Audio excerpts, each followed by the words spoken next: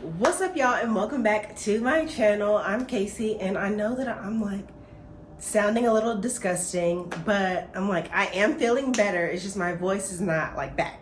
So I wanted to film this video because like I am really like knee deep in the thick of getting prepared mentally for 2024. And because I've been sick for 2 or 3 days, it has allowed me to think and process things because I haven't like left my apartment. So I wanted to film this video about how to like mentally reset ahead of 2024. There has been like videos going around about 2024 since like November, honestly, and like just getting prepared for 2024 since November, which is cool and that's great. And I love like goal setting and creating a vision board, and I love all of that. But like, yeah, you can have these goals, but if you don't have the right mindset to accompany those, then will your goals be complete? No. So I'm like doing a mental refresh, and I am so excited. I'm so excited. So I think that like everyone understands like the impacts of mental health and why every once in a while you just need a mental reset. For me, it's just like I'm entering in a new decade, and I really want 2024 to be an impactful year for me. 2023 was good. 2024 will be better. So, yeah, over the last couple of days, I already know some of the things that I want to accomplish in 2024 and what some of my goals are for 2024. So I've really been taking the time to be mindful and reflect on some of my habits from 2023 that I either want to continue or change before we get into the new year, that will help me continuously grow as a person. So I really have like journaled a lot over the last couple of days, especially since the beginning of December. And so I've just been really journaling, getting a lot of like bad thoughts out and replacing them. I haven't yet replaced them with new thoughts, I guess, but like just getting them out of the way and stop like harboring certain things in my mind that I know are not benefiting me. And so that's been a part of my reflection. And I think like just preparing for January, it's just like a lot of people do dry January. A lot of people do digital detoxes in January. But like I've really been changing my mindset about following certain people and about how I consume other people's content. And I haven't like unfollowed a bunch of people. Like a lot of people are like unfollow people. I haven't really unfollowed people, but I have favorited content that I like, so that's like the first thing that pops up on my feed. So then by the time that I get done with my favorites, then I really don't have to be on the platform because I've already seen the content that I know I want to see. And so that's been something that I've taken into account because I know them personally and I do want to follow them. It's just I don't always want to see all of their content all the time. Or I would rather prioritize content that is more meaningful to my mental health. I have like limited my screen time.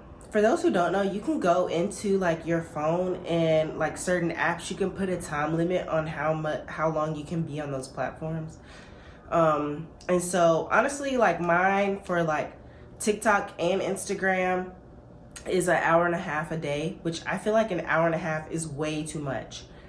Hey, it always tells me that I've made it an hour and a half, So I'm just like, okay, there's like, when I first started doing it, I would be like, okay, like I'm aware that I've been on this platform for longer than an hour and a half and I want to continue to consume content. But now I'm like, okay, I am aware that I've been on this platform and I am logging off and replacing the rest of my evening with something else, but just not being on social media. Because before I'd be like, I'm just aware that it's been a long time, but now I'm like, okay, I'm aware and I'm doing something about it. And next, I hope that I'm really not even consuming content like that. Like I love and enjoy posting content and being on the platforms, but I just don't want to like be sucked into the time vortex of like social media. So yeah. And for those who like want to disconnect in January, I feel like you should, if that's what you want to do. I know a lot of churches go on fast. A lot of people stop drinking. A lot of people will like stop being on social media in January. So I expect that that will also be the case for a lot of people.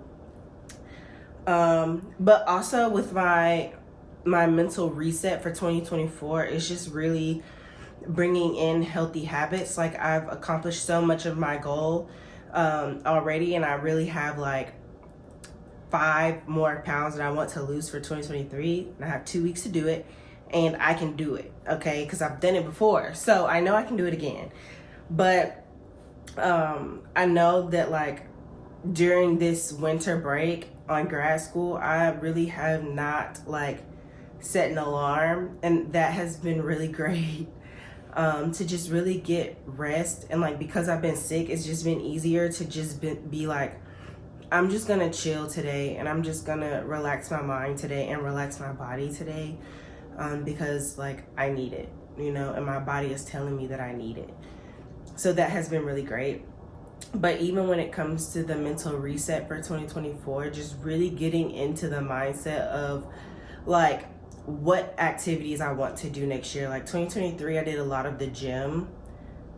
In 2024, I know I want to add some more activities to my workout schedule. I want to start back ice skating, and I want to incorporate more yoga into my workout routine. And so just knowing what my priorities are will help with my healthy habits.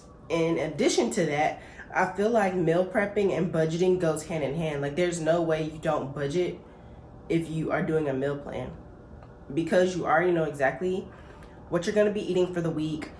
Even if you know that you're going to pick up something on a certain day, I don't know, some people do eat out on like a Saturday, and that's cool, but you're like still budgeting your money around that. So to me, physical health and financial health go hand in hand. That's just for me. So yeah, and I feel like just creating a daily routine will help with establishing healthy habits for your money and for your health. I feel like I'm an optimist, okay? Like there's not much that really gets me down. So I feel like I don't have to like focus on a positive mindset, so I don't really have any tips for that. I just wake up naturally, and I'm genuinely in a good mood for the most part. So I really don't have any tips for that right now, but I suggest that you get very optimistic with your goals, because there's no reason for setting goals and then you don't even believe in your own goals. That makes no sense. So you definitely want to set goals for 2024 that you know you can achieve, but that will be challenging. And that's going to be the part where you grow, the challenging part. And I'll say for those who have not like personally started thinking about 2024, I would start thinking about that now. So in January, and start doing that now, so that when January comes, it doesn't feel like such a shock to your body or your mind that you're doing something so different. Like if you start now and kind of ease into it, it's easier to sustain it and create something that's more of a routine and more of a daily habit than a lifestyle change, you know?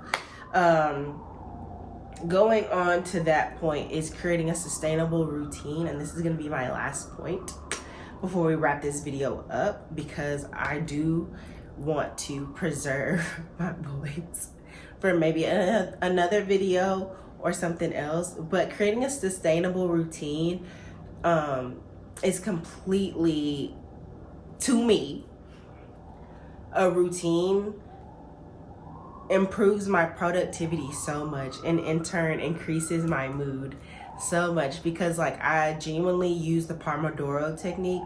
I feel like 25 minutes is a little short depending on the task, because when I lock in, I really do lock in. So I don't always do the 25-5. I could probably do like 45-15, you know, because when I get to talking to people during that 5 minutes, that's not a lot of time. So I could do a 45-15 Pomodoro thing, and that works better for me than a 25-5. But You do whatever works for you.